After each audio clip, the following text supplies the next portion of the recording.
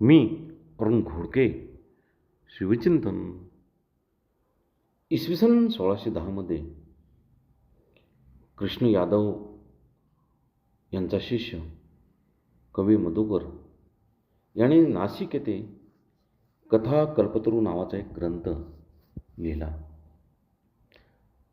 त्यामध्ये मुल्लेरचे वर्णन करताना कवी मधुकर लिहितात की मयुराचल म्हणजे मुल्लेर या पर्वताच्या विशाल कड्याकडे नजरेने पाहत नाही.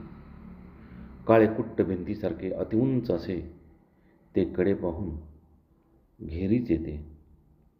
त्याच्यावरील गडांच्या पोखळी जणू विश्वकर्माने बांधल्यासारखा अभंग व वज्रमय आहेत.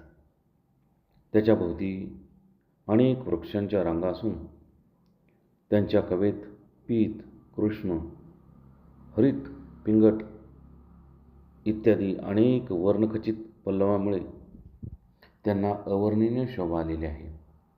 गडाच्या तटावरती पंचरशी अभंग तोफा लावलेल्या असून आत मोठे मोठे हत्ती वावरत असतात.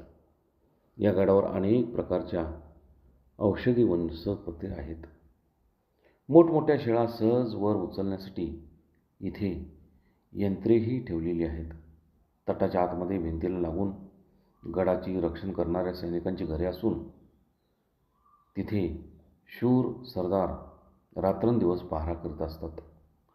त्यांच्या मध्यभागी इंद्राच्या मंदिराप्रमाणे मनोहर असा राजमहल आहे. तिथे गडकरी, कुलीन, सदाचारी, कट्टर ईश्वरभक्त आहेत.